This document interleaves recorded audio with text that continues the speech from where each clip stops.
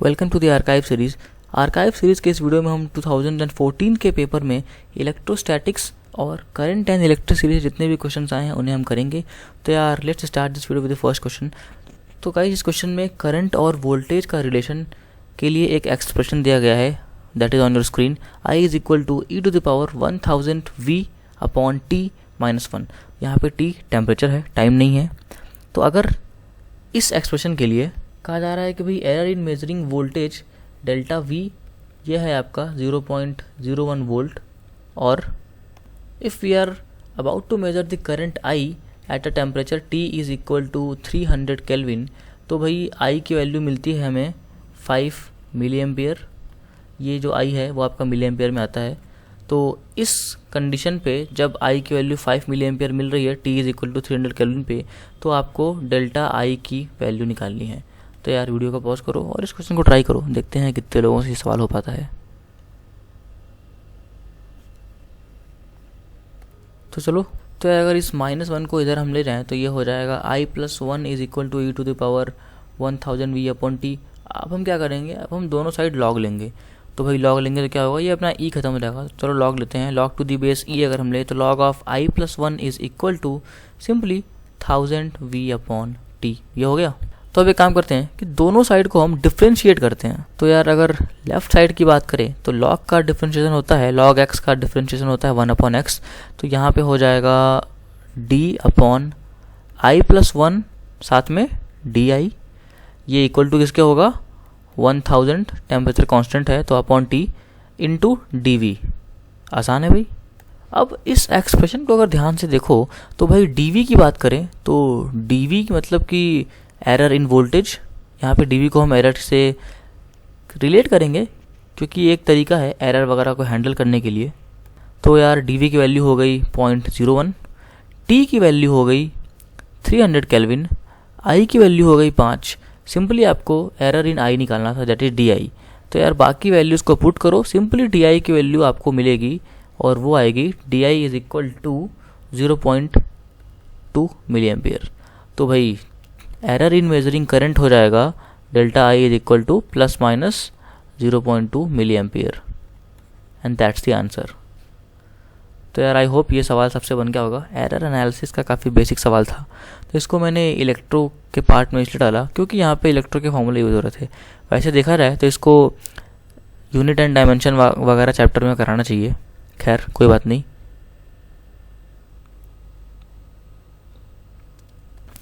चलो भाई आते हैं अगले सवाल पे। तो ये सवाल भी 2014 का है। तो अगर इस क्वेश्चन में सिंपली इलेक्ट्रिक फील्ड वेक्टर दिया गया है आपको 30x² I कैप x अपना पॉजिटिव x में x कोऑर्डिनेट है। तो यार हमें VA माइनस VO निकालना है, जहाँ पे VA x is equal to 2 पे है और VO आपका x इज इक्वल टू 0 यानी कि ओरिजिन पे है। तो भाई इन कंडीशंस के लिए VA माइनस VO की वैल्यू फाइंड करो वीडियो को पॉज करके। तो यार काफ़ी आसान सवाल है। आप लोगों को पता है कि dV is equal to negative of e dx। तो भाई integral dV is equal to minus e dx का इंटीग्रेशन। तो अब अगर देखा जाए तो e भी x का फंक्शन है, तो चीज़ें काफ़ी आसान हो गई। तो यार यहाँ पे हम लिख देंगे माइनस 30x² dx, और इस चीज़ को हम इंटीग्रेट करेंगे और यहाँ हम dV को इंटीग्रेट करेंगे कहाँ से, VA से लेकर के VB तक। VA भैया आपका x इज इक्वल टू 0 पे है, और अगर बात करें VB की तो ये है x इज इक्वल टू 2 पे। तो अगर इस इंटीग्रेशन को हम पूरा करें तो हमें मिलेगा लेफ्ट साइड में क्या मिलेगा, सिंपली VB माइनस VA, और राइट साइड में तो यार राइट साइड में मिलेगा नेगेटिव साइन लगा दो, इंटीग्रेट करो तो ये हो जाएगा 10x³ लिमिट्स 0 से 2 तक। तो अगर आप वैल्यूज़ को पुट करो तो VB माइनस VA की वैल्यू निकल करके आएगी 80 negative of 80 joules, and that's the answer.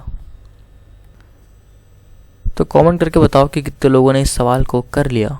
वैसे इस सवाल को मुझे सॉल्व यूजिंग नो पेन में भी कराना चाहिए था, क्योंकि ये सवाल ओवरली हो जाता है। क्योंकि इस इंटीग्रेशन यानी कि x² का इंटीग्रेशन भाई ये काफ़ी आसान चीज़ है, इतना तो ओवरली बिल्कुल हो जाता। खैर कोई बात नहीं, let's move on to the next question.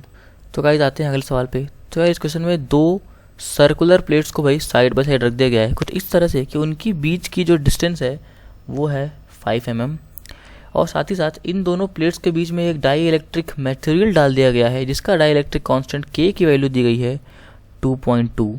ठीक है, अगर इन दोनों प्लेट्स के बीच में जो रीजन है वहाँ पे अगर इलेक्ट्रिक फील्ड की मैं बात करूँ ई, तो उसकी वैल्यू दी गई है 3 × 10⁴ वोल्ट पर मीटर।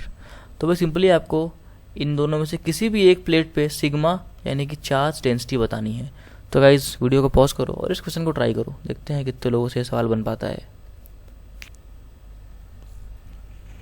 तो यार दो प्लेट्स आसपास हैं, तो यार इस बात से आप लोगों को अंदाज़ा तो लग गया होगा कि यहाँ पे हम कैपेसिटर की बात कर रहे हैं, क्योंकि भाई दो प्लेट्स चाहे वो स्क्वायर हो चाहे सर्कुलर हो, अगर वो पैरेलल हैं और आपस में आसपास हैं तो भाई आसपास तो हैं, क्योंकि इनकी बीच की डिस्टेंस है 5 है, जो बहुत ज़्यादा तो नहीं है। तो यहाँ पे कैपेसिटर है, तो खैर कैपेसिटर से ज़्यादा ये कि यार ये दोनों आसपास हैं, तो अगर इन दोनों प्लेट्स के बीच में अगर हम कोई भी पॉइंट ले लें और वहाँ पे इलेक्ट्रिक फील्ड ई की बात करें, तो वो पॉइंट के लिए वो जो प्लेट है वो इनफाइनाइटली लार्ज प्लेट माना जाएगा। इसलिए इलेक्ट्रिक फील्ड को अगर मैं लिखूँ तो इसको मैं यहाँ पे लिखूँगा सिग्मा अपॉन एप्सिलॉन नॉट से।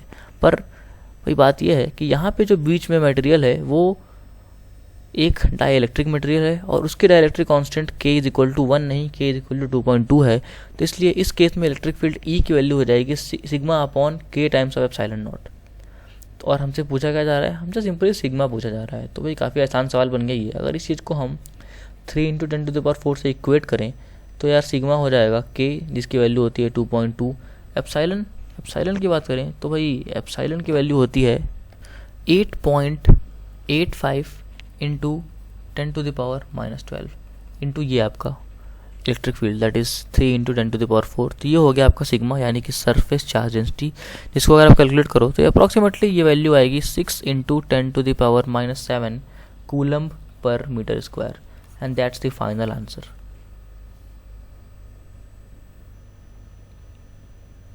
Let's move on to our next question. तो इस क्वेश्चन में एक घर है बड़ा सा, और उस घर में जितने भी इलेक्ट्रिकल अप्लायंसेस हैं उनके बारे में कुछ डिटेल्स दिए गए हैं।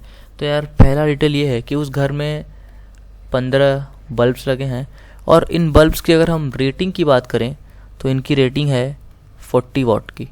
ठीक है भाई, और 15 बल्ब के साथ साथ यहाँ पे 5 पंखे लगे हुए हैं। 5 पंखों की रेटिंग की बात करें तो ये भैया 80 वाट के एक हैं, कोई बात नहीं। 15 बल्ब, 5 पंखे और भाई एक हीटर लगा हुआ है। हीटर की जो रेटिंग है वो है आपकी 1 किलोवाट की, और इस पूरे घर में जो सप्लाई वोल्टेज है वो दिया गया है 220 वोल्ट का। तो भाई आपको फ्यूज़ की मिनिमम कैपेसिटी बतानी है जो इस घर में हम लगा सकें ताकि इन सारे अप्लायंसेस की सुरक्षा हो सके। तो यार इस वीडियो को पॉज करो और इस क्वेश्चन को अटेम्प्ट करो। तो भाई सबसे पहले तो मैं ये करूँगा कि मैं ये देखूँगा कि भाई इस पूरे घर में टोटल पावर कंज्यूम्ड क्या है। तो यार टोटल पावर कंज्यूम्ड के लिए तो सिंपल है, 15 बल्ब हैं 40 वाट के इसलिए 15 × 40, 5 पंखे हैं इसलिए 5 × 80, और एक बड़ा हीटर इसलिए 1000। तो अगर इन तीनों को हम ऐड करें तो हमें मिलेगा total power consumed that is, तो भैया टोटल पावर कंज्यूम्ड इस पूरे घर में आ जा रही है 2000 वाट के बराबर। P = VI वाले इक्वेशन से अगर हम करंट निकालें तो करंट की वैल्यू आ जाएगी पावर दैट इज़ 2000 / 220। तो यार ये आ जाएगा 100/11 दैट इज़ 9.09। तो भाई अप्रॉक्सीमेटली 9.1 एम्पियर। तो ये आ गया करंट, और भाई यही है अपना फ्यूज़ की minimum capacity, and that's the answer.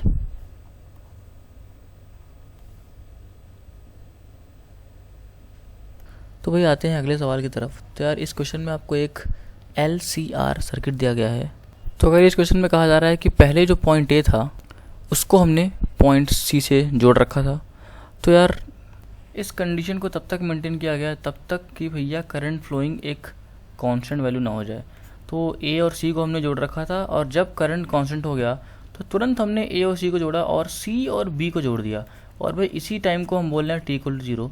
तो भाई जब हमने C और B को जोड़ा तो ये वाला सर्किट बन गया। तो उस इंस्टेंट को जब हमने C को B से जोड़ा उसको अगर हम T = 0 बोले तो भाई T = सम एल अपॉन आर पे सिंपली आपको potential across R upon potential across L की वैल्यू बतानी है। तो गाइस वीडियो को पॉज करो और इस क्वेश्चन को ट्राई करो। तो भाई चलिए आते हैं इसके सॉल्यूशन पे। तो यार कह रहा है कि ए को हमने सी से, यानी कि इस सर्किट को हमने तब तक पूरा रखा जब तक कि करंट कांस्टेंट ना हो गया। तो चलो भी मान लेते हैं कि करंट अब इस सर्किट में कांस्टेंट हो गया। तो हमने जैसे ही करंट कांस्टेंट हुआ हमने क्या किया कि भैया हमने इस सर्किट को तोड़ा और क्या किया, सी को बी से जोड़ करके ये वाला सर्किट पूरा कर लिया जिसमें कैपेसिटर नहीं था। तो भैया इस नए सर्किट में सिर्फ और सिर्फ ये इंडक्टर और ये रेजिस्टेंस हैं, और चूंकि हमने पहले इस सर्किट में करंट कांस्टेंट कर लिया था इसलिए भाई ये जो एल आर सर्किट है वो एक डिसचार्जिंग सर्किट की तरह एक्ट करेगा। तो इस सर्किट में क्या होगा कि भाई इसके अक्रॉस पोटेंशियल प्लस इसके अक्रॉस पोटेंशियल ज़ीरो होगा, यानी कि हमें मिलेगा V R potential across resistor R plus V L is equal to zero. तो भाई इस चीज़ को पाने के लिए आप सिंपली इस पूरे लूप में किरचॉफ्स लॉ भी लगा सकते हैं। तो अगर आप किरचॉफ्स लॉ यूज़ करते हैं तो भी आपको यही एक्सप्रेशन मिलेगा। तो भाई यहाँ से हमें मिल गया कि यार ये जो वी आर है वो आ रहा है is equal to negative of V L, और यहाँ से रेशियो का काम तो भैया तमाम हो गया क्योंकि V R upon V L की वैल्यू आ गई -1। तो यार ये तो हमेशा ही कांस्टेंट है। हमसे कह रहा था कि भैया T is equal to L upon R पे वैल्यू बताओ, और फालतू में कह रहा है कि यार हाँ जब हमने इसको सी को बी से जोड़ा तो वो उस इंस्टेंट को हम टी इक्वल टू ज़ीरो बोलना है, फिर उसके बाद एल अपॉन आर सेकेंड बाद चीज़ें बताओ। पर भैया बात तो ये है कि V R upon V L की जो वैल्यू है वो हमेशा ही कांस्टेंट है, और उसके लिए हमें ये भी नहीं करना पड़ा कि भैया पहले हम ए को सी पे रखें फिर उसके बाद करंट की वैल्यू निकालें ना, कुछ नहीं करना पड़ा। तो देखिए ये कितना आसान सवाल था। अगर आप इस बेसिक कॉन्सेप्ट को समझते हो कि भैया अगर मान लो किसी इंडक्टर में करंट कांस्टेंट हो गया इसका मतलब कि वो तो पूरी तरह चार्ज हो गया, ठीक है। अब जब इंडक्टर के साथ कोई रजिस्टर लगा दोगे तब वो इंडक्टर डिस्चार्ज होगा। तो अगर डिस्चार्ज होगा तो ये आएगा कंडीशन, और इस कंडीशन के हिसाब से भैया अपना आंसर आ गया -1, और ये क्वेश्चन हो गया सॉल्व्ड। तो यार इतने ही सवाल आए थे 2014 के पेपर में इलेक्ट्रोस्टैटिक्स और करंट से रिलेटेड। तो चलो इस वीडियो को यहीं ख़त्म करते हैं, मिलेंगे अगली वीडियो में। 2015 के पेपर को भी इसी तरह से हम एक्सप्लॉइट करेंगे और देखते हैं कि उसमें कैसे सवाल आते हैं। तो यार इस वीडियो में तो कमेंट करना काफ़ी ज़रूरी है कि आपसे कितने क्वेश्चन हुए, देखते हैं कितने लोगों का इलेक्ट्रो और करंट स्ट्रांग हो गया है। तो अगर आपसे सारे क्वेश्चन हो जा रहे हैं तभी आप मानिएगा कि ये टॉपिक्स आपके स्ट्रांग होंगे, क्योंकि भाई करंट, इलेक्ट्रिसिटी, ऑल्टरनेटिंग करंट वगैरह में जेई मेन लेवल पे तो काफ़ी आसान सवाल आते हैं। ये क्वेश्चन जो आप देख रहे हो ये काफ़ी ईजी क्वेश्चन हैं। एडवांस पे अगर मैं आऊँगा तो भाई कम से कम इससे 10 गुना ज़्यादा टफ क्वेश्चन आएंगे। तो ये सवाल तो आपसे हो ही जाने चाहिए। इन क्वेश्चन में देखो तो आपको पूरे लूप में प्रॉपर घूमना नहीं पड़ रहा, हर बार चार्ज क्यू की एक्सप्रेशन नहीं लिखनी पड़ रही है, कितने आसानी से काम हो गया भाई, कुछ नहीं लिखना पड़ा, simply V R plus V L zero और भैया रेशियो आ गया -1। तो इतना आसान नहीं होता जे एडवांस के लेवल पे चीज़ें। तो भैया आप इंश्योर करो कि इस लेवल के इस टाइप के क्वेश्चंस आपसे सारे ही हो जाएं। तो देखते हैं कि कितने लोगों से सारे क्वेश्चन हो गए, कमेंट में बताओ। Till then all the best for your JEE preparation.